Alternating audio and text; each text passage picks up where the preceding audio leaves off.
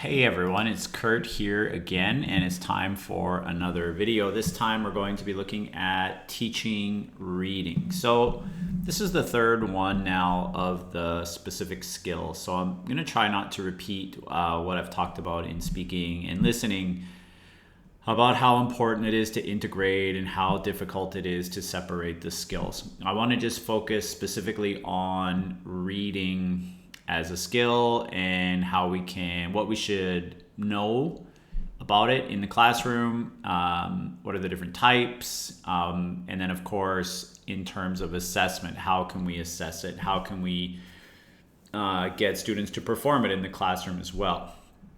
Now reading is a little bit different, right? This one is maybe of the four, one that you can isolate because a lot of times people just read when they read for pleasure, right? So this is something that maybe we can, but in the classroom, if you want to assess it, of course, you still can't separate it because you can't see inside your student's brain. And another kind of controversial topic here that you should think about is in terms of reading comprehension. As a teacher, you should ask yourself, what does it mean when I say, can my students comprehend the material?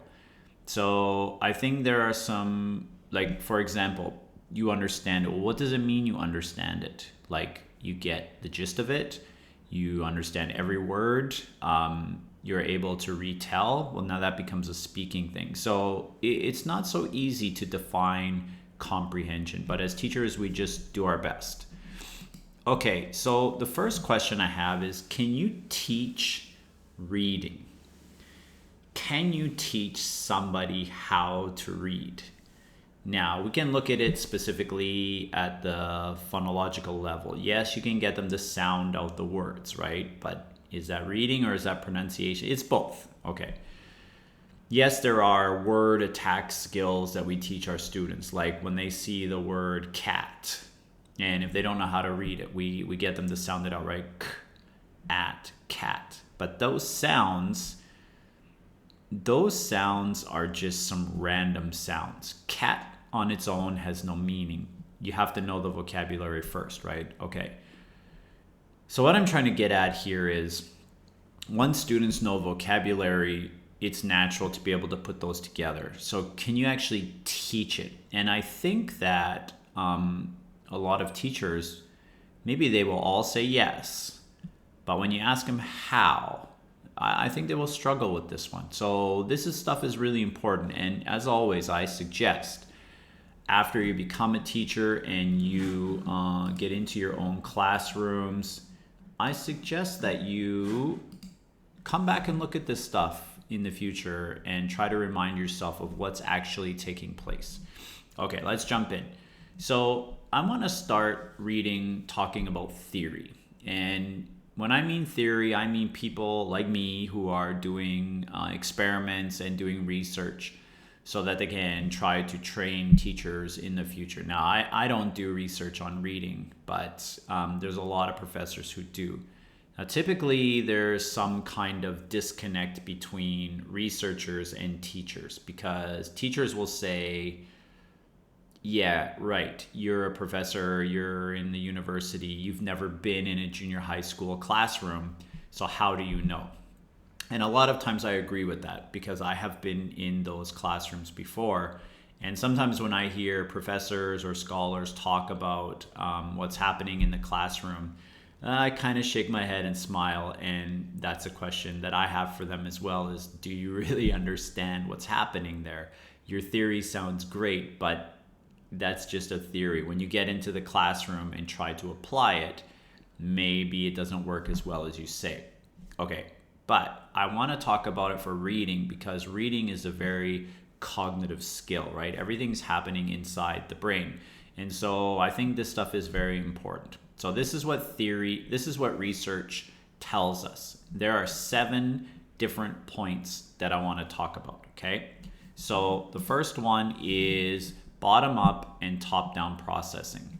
So in bottom-up processing, readers recognize the multiplicity of linguistic signals and use them to make some kind of sense or order. So what that really means is we're looking at the words word by word, we're looking at the letters, we're making sense of them. We have a stretch of words together, we're making sense of them.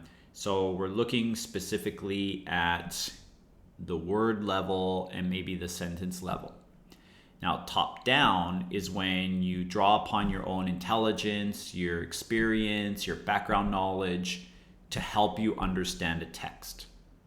So, when you read any kind of article or even a novel, you have to use your own background knowledge, right? Or else you may not really understand the context.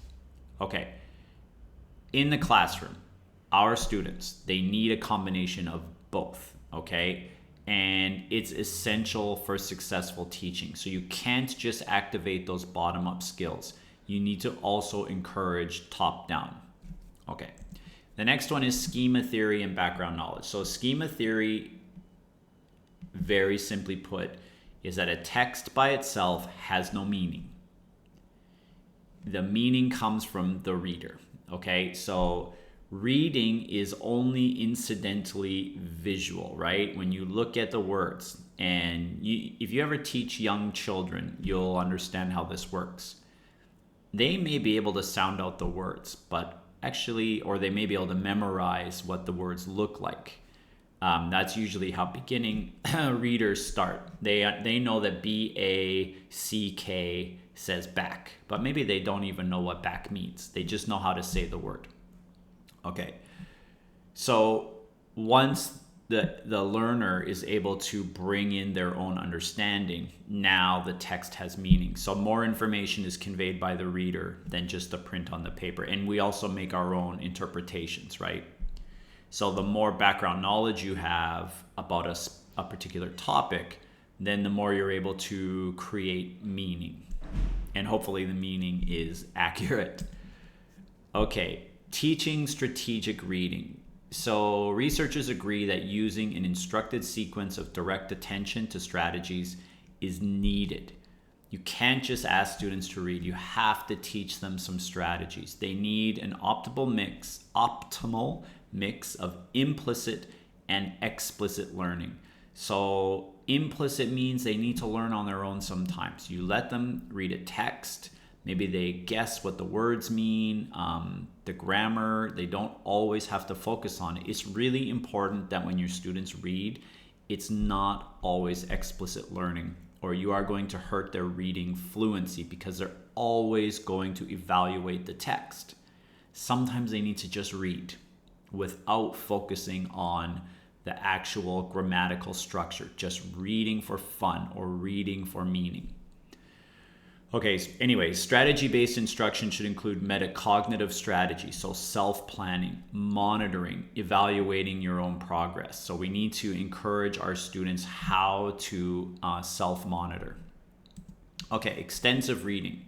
So as I just mentioned, extensive reading without focusing on strategies, without focusing on the form, without focusing on vocabulary is also essential. We need to read for pleasure. Think about when you were a child. Now, I know not everyone likes to read, but a lot of children love to read. And when I used to teach in elementary school, you would see students bringing novels with them everywhere they went. Now, most of them were in Chinese, but that's not the point. The point is they need to read without it being a test or an evaluation. And they should learn to read without looking words up while they're doing this for fun. Stop looking every word up. Again, this will hurt their reading fluency if they're always trying to double check what words mean. And then it becomes more of a chore, right? It's not for fun. Okay, reading rate, fluency, and automaticity. So remember, these words are important for speaking. They're also important for reading. Reading rate and fluency are important for successful learning. Those of you who may consider yourself to be a slow learner, you will understand this one. So in reading, fluency is the reading rate and the comprehension, right? It's not just saying the words really fast. You have to be able to understand them. And we need to teach our students strategies of skimming, scanning, predicting, identifying main ideas. these can promote fluency and automaticity. The more you do it, the faster you get at it, the better you get at it. Okay, remember, we're still talking about theory here, the theory on teaching reading. So vocabulary is key. There's a very strong relationship between vocabulary knowledge and reading ability, and that should be common sense.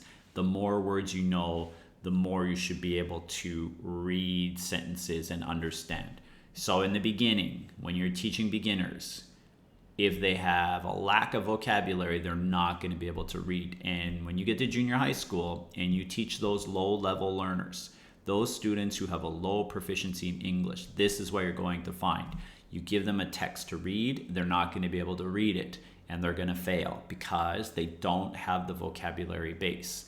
So instead of forcing them to keep reading what they can't, and they're going to get mad and frustrated because they can't understand, the extra help they need is in phonics and vocabulary so that you can build up their reading skills. Okay, then there's a role of affect and culture.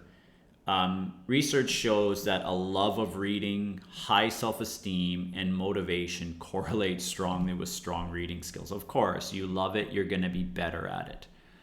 Culture can also play a role in your motivation to read, but I'm not sure about this one in Taiwan, whether it's cool to read or not.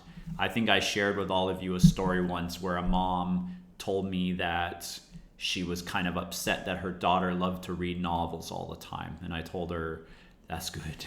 Reading is good. Don't make her stop reading novels. It doesn't have to be all textbooks. The more different types of reading texts that you read, the better you'll get. Okay, so let's have a quick look. Let me get my face out of the way here at the different genres of reading. So as a teacher, look at all these. These are all different types of reading. And the more different types you give your students, of course, the better trained they're going to be. It's just like now we're talking about bilingual education, right? You teach science, you teach math, you teach chemistry, whatever the subject is. If they read in those different subjects, then of course they're going to be better overall because they're reading different vocabulary, different forms. The grammar structure in all of these is different as well. Okay, so I have a question. What are some characteristics that are specific to written language? So the way we went about this in listening speaking, remember, was I asked you what's difficult about listening, what's difficult about speaking. I'm not going to talk about what's difficult about reading. What is specific about written language that's different from listening and speaking? Or we could say oral language. Okay, so I'm going to go through a few, but as always, you should pause the video and you should think about this on your own. How is writing different from speaking? And what I mean is from the learner's point of view. So when the teacher is speaking, we got these words coming in. Remember, we talked about clusters. Well, that might not be a big problem when you're reading something, right? We talked about reduced forms. Well, that's also not going to be an issue for reading. So what are some of the things that make it different? Maybe more difficult, but different for sure. Okay, so here we go. The first one is permanence. So this is not what we would call a difficulty. It's just something different, right? So students can refer to the text over and over again. So you have to use that. They can refer back to it. They don't need to memorize it. It's different from listening. Once you say it, poof, it's gone. But the written text is always there for students to go back and refer to. Processing time. Again, it's different than listening in that students can read at their own pace. You can't listen at your own pace. You have to listen at the speed that the speaker is talking. However, you should encourage optimal reading rates. And I think in today's world with children and their cell phones and all the videos they watch, they may not have patience to read. And so I think they will get distracted easily. And so I think it's up to the teacher to really push this and encourage that when they're in the classroom, when they're reading a novel, they have to put everything else away and focus. 30 minutes, 20 minutes, however long it is. A lot of schools in Canada and in the USA, what they do is they have reading time. So the entire school will stop what they're doing and read. Teachers, principals, directors, everyone in the school for 25 minutes. And I always love that idea. Students can read whatever they want, but they have to read. And there's no test, there's no assignment, it's just reading time. And I really encourage you to do this as well when you're teaching. Who cares? I know you're busy, you gotta finish your textbook pages. I know everybody's got the same problem. But remember, the main goal is to improve your students, not to finish your textbook on time. And so giving students a chance to practice without distraction is very important. Okay, the next one is distance. Now, here's a major difference, right? If I'm talking to you and I don't get it, I can just ask you, sorry, can you explain that? I don't really understand what you're trying to tell me. Or I can ask some, maybe as a speaker, you miss some part of the discourse. So I can ask you, hey, I don't really get it. Are you missing part of the story? Okay, but when you read, you have to interpret it all by yourself. There's no one to ask, right? And you're interpreting language that was written some other place, maybe another country, some other time, maybe like 50 years ago, 20 years ago. All you have are the words as the contextual clues. So that makes it more challenging. But it also makes it more creative because you get to interpret it in your own way. Okay, the next is orthography. So as I talked about previously, in spoken language, languages have phoneme, stress, rhythm, juncture, intonation, pauses, volume, voice quality, non-verbal clues to enhance the message. In writing, we only have the graphemes. So, like I can get all excited and I can smile and I can start talking loudly. You can understand how I feel, but not in writing. So again, these are things that need to be pointed out to the readers so that they can understand the message. Okay, and spelling can present a problem in English as well. As we know, the English language is not always easy to figure out because of different spellings. And it could be also different countries spelling differently as well. Okay, then there's the issue of complexity. So written text is usually linguistically much more complex than spoken language. So we have the benefits of permanence, but complexity is also something that makes it more challenging. Okay, vocabulary. So written text utilizes a greater variety of lexical items, and typically we use more lower frequency words, more academic type words. When we speak, we usually use the same words over and over again. I'm sure you've heard me repeat my words a billion times in these videos. But when we write, that's actually a strategy, is not to repeat ourselves. So you have a lot of different words, and good authors actually will use a dictionary to find words with similar meanings, but are different and more academic. Okay. And formality. So as I just said, writing is typically more formal than speech. Okay, so let's move on then to the micro and macro skills. So again, I'm not going to go through all these. You can pause the video and read them. You can look at them in the textbook. But again, it's very important as a teacher that you're encouraging all of these, not just the micro when they're beginners, not just the macro when they're more advanced, all of them all the time. Okay, so here are the micro, and then here are the macro. So as you can tell, the macro definitely get more complex, but even intermediate, low intermediate level students, they should be doing all of these. Okay, and then a couple more here. All right, so let's move on to the strategy section. So I want to go through quickly some strategies for reading comprehension. So as I told you earlier, research shows that teaching students strategies is very beneficial. You should encourage them. How did you do it well? What are some things they can do? So here are some common ones that you can do. And it doesn't have to be the textbook question, okay? This is something you should encourage students to do all the time. So first of all, you should always tell your students to determine the purpose in reading. Why am I reading this? Is it for fun? Is it to learn something? Is it because I need to paraphrase it later? Why am I reading? And always encourage students to figure that out if you don't tell them directly. Second, teach them to use graphemic rules and patterns to aid in bottom-up processing, especially at the lower levels or beginning levels. They may get scared or have a lot of anxiety when they see all these English words together. And so encourage them to start really at the bottom up, word by word, and all of a sudden they'll start to see, ooh, I know this one, I know this one, I know this one. Hey, I get it. Okay, use efficient silent reading techniques. I think in the classroom, this is one that gets used the least because maybe we want our students to show us what they're doing. We want that performance-based activity, but you really need to practice your silent reading. That will improve their fluency. And they need to learn how to skim and scan. Scan, not scam. Skin and scan.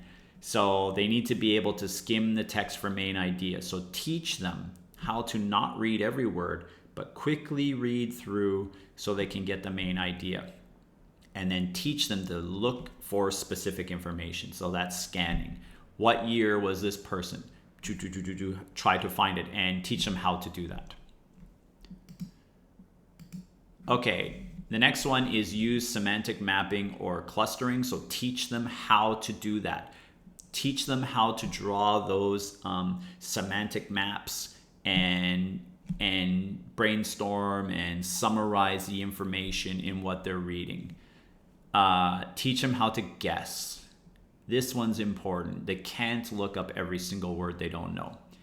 If they can't figure it out, try first and then later on go back and check. Teach them to analyze the vocabulary. Okay, this word is collect, but it has an I-O-N on the end. I don't know how to say it and I don't know this word. I know the word collect. Well, I know collect is a verb. Oh, and I know I-O-N, those are usually nouns. So this must be the noun of collect. Teach them how to do this with suffixes and prefixes. Pre and re, these type. Help them, show them the difference between literal and implied meanings. And teach them how to capitalize on discourse markers to process relationships. So you might have to go through the discourse markers, individually, one by one, and teach them and do some exercises to show them, well, if I say meanwhile, what does that mean? Like in a movie, this is easier to see because they show us that things are happening at the same time. But in a text, if I read meanwhile and no one's taught me what that means, I don't get it. But it's very important to the story because if you're thinking about time, those two things are happening at the same time. And so it's really important that they learn how to use discourse markers to really understand what's going on in the text. Okay, so let's get now to our type of classroom reading performance. So basically, we've got two types, oral and silent, right? Read out loud or read to yourself. And then we can break it down into intensive and extensive reading. So a little bit simpler compared to the speaking and listening. Okay, so let's talk about oral reading for a second because oral reading is one that teachers like to use in the classroom. You read it out loud. And they do that for a few reasons, right? You want to evaluate their pronunciation. You want them to participate. Okay, so let's look at the advantages and disadvantages. For the advantages, it serves as an evaluative check on bottom-up processing. Can you read? Can you pronounce the words? Okay. 2, and as I mentioned, it doubles as pronunciation check. So it's good this way in that you can check, do they know how to stress the words? Do they have the right intonation? And it adds some extra student participation if you want to highlight a certain short segment of a reading passage. So you can get the students to participate a little bit. Okay, but what are the disadvantages? You should think about this before you let the video move on. Why is oral reading maybe not so good in the classroom? Okay, first of all, it's inauthentic. We don't typically read out loud. I mean, sometimes we do, like I read out loud when I'm proofreading my own writing because that makes me focus on every word and it's easier for me to find my mistakes. But when I read a novel at home, I don't sit on the couch and read it out loud. Everyone will get mad at me, right? Plus, it's tiring. Okay. 2, when one student reads, what are the other students doing? Now, you can get them to follow along, but in reality, they're not going to. I used to threaten my students and tell them, I'm going to randomly call names. So this student reads 2 sentences, and then I'm just going to randomly call another name. And if you're not ready, then there'll be some kind of bad thing that happens. Like we will go back to the beginning, or you have to stand up, or whatever it was.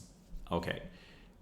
3, it looks like participation, but it's really just reciting the words, right? You're just saying the words out loud. You're not really participating, and you're doing it because the teacher's making you. So, in my opinion, you shouldn't use it too much. I would use it more for what I mentioned previously, the bottom-up check and pronunciation check. But you don't want students reading too much. It makes the classroom so boring when one person's reading and everybody's just sitting there following along. It's better to utilize silent reading and then assess their comprehension. Okay, so let's move to intensive reading. So it's pretty much like intensive listening. It's a classroom-oriented activity where students focus on linguistic or semantic details of a passage. So we're looking for something in particular inside the text. Okay, then extensive reading, on the other hand, is carried out to achieve a general understanding. So it's really that simple. Now, of course, for each type, we can give all kinds of different tasks, right? And I'm not going to go over all of them because we're going to start to see a lot of similar stuff from the previous lessons. But in the classroom, we're going to look at some more examples. And next semester, when we do teaching practicum, we're going to look at actually teaching this stuff, and you're going to practice that. Okay. So let's move on to principles then for teaching reading skills. Remember, every skill, we look at the communicative-based language teaching and the principles that we should be concerned about. So the first one is include a focus on reading in integrated courses. Reading should be a focus in all classes because reading can be applied to the other 3 skills in almost every kind of task, right? We talked about that in listening and speaking. When you test them, there's always reading involved. Not always, usually. And I can tell you from my own experience and from research that I've done, like reading other people's research, reading is one of the most important skills because you learn a lot from reading. You're learning vocabulary, you're learning grammar, you're learning how the language is shaped. It will improve your speaking, it will improve your listening, and it will improve your writing. The more you read, reading is very, very important. Okay, second is offer reading on relevant, interesting, motivating topics. I don't think this one needs to be explained. If it's boring, nobody wants to read it. Give students a choice if possible. Okay, 3, balance authenticity and readability. So of course, if you choose authentic text, it's probably going to be too difficult for your junior high school students. Now, here is an issue that I've always had. Students in Taiwan, and this was true when I taught at the private elementary school, those students were bilingual students. They had half English, half Chinese every single day. But our 6th grade students, so they were in that school for 6 years, plus they probably went to an all-English kindergarten. The highest grade level they got to in reading was an American grade 4. And that's already pretty high. If you don't believe me, go read a grade 4 level novel. Not one that's, well, let's leave it there. Grade 4 textbook. You will see it's quite challenging. Your grade 6 public school students would not be able to read it. It's quite difficult. Okay. Now the problem is stories that are written for grade 4 children they're not appropriate for junior high school students. They're about stories that are really for little kids. And so how can I, okay, then go on the other side. I want to choose a cool story for my junior high school students that matches their maturity level. But if it's authentic, it's way too hard. Like if you want to read The Hunger Games or Harry Potter or something like that at the junior high school level, most students will not be able to do that. It's quite challenging.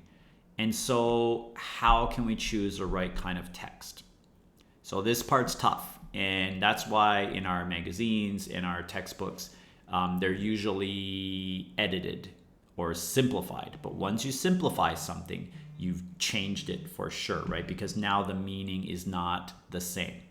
All right, so let me go through these three quickly then. Suitability of content, material that students find interesting, enjoyable, challenging, and appropriate for their English learning goals. Exploitability.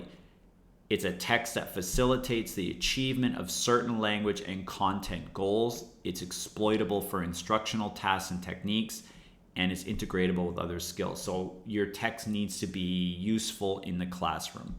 The grammar you're teaching, the vocabulary you're teaching, the speaking skills you're teaching, can you use that text? And then of course, readability. Does it challenge them but not overwhelm them? This one is really important. Okay, encourage the development of reading strategies. Already talked about those. Include both bottom up, top down. Already talked about those. And try to follow this SQ3R sequence. Survey, question, read, recite, review. Okay, so these, if you're not sure what this is, maybe look it up. But basically, this is a typical type of structure for reading, right? You first look at it, then you question, things like what's the author's purpose or what's the context. Then you read it, then you recite something, maybe it's comprehension answer, or you have some kind of presentation, whatever the task is that the teacher asks you to do. And then you go back and review and try to see what you learned, what you got wrong, what you got right. Okay, 7, just like listening, design pre-reading, while reading, and post-reading phases. Always have those.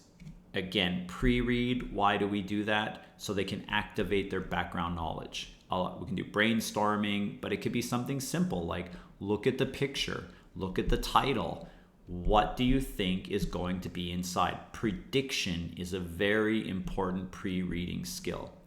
While reading, there's lots of things you can do, find the information, highlight something. Just try not to always focus on the structure like the vocabulary or the grammar. And then, of course, post-reading could be anything. Comprehension questions, group discussion, debate, presentation. Well, there's just so many things you could do. Okay. Number 8, build ongoing informal assessment, formative assessment all the time. Have students do something, choose something, transfer, answer, condense, extend, duplicate, model, converse, and on and on and on. And mix it up, have some variety. Okay, so we're almost there now. We're gonna get to the final part, which is assessing. So how can you assess reading? What are some things that you should think about? So first of all, is perceptive reading. So this is the recognition of symbols, letters, and words. And you can do this for beginners, right? Have them read aloud, have them copy. You can have multiple choice recognition, and you can have picture cued identification as well. So you can have a picture with a word and simple ones like that. Okay. Second is selective reading. So here you will focus on morphology, grammar, lexicon. So maybe you have a multiple choice grammar vocabulary test. I know you are all familiar with those. Contextualize multiple choice. It's where you've got the text and the questions all go together about the text or about the dialogue. Sentence level close, matching tasks, grammar, vocabulary, editing tasks, picture cued tasks, or gap filling tasks. Okay. The next would be interactive reading. So this type of interaction, maybe not speaking with someone else, but a different type of interaction. So we have discourse level closed tasks where they have to read and put the right words in. We've got reading and comprehension, short answer responses, discourse editing, scanning, reordering sequences of sentences, and then responding. So remember, interaction doesn't always mean speaking. Writing can also be included. Basically, what it means is you're taking in input and you're giving some kind of output. So it's not always about speaking. And then we have extensive reading. So you can have students skim, summarize, respond through a short essay, have them take notes, marginal notes, highlighting, and you can also have them make an outline based on what they've read. Okay, everyone, that's it. That's the last slide for this one. I hope everyone is doing well. Take care, and I'll see you next time. Bye.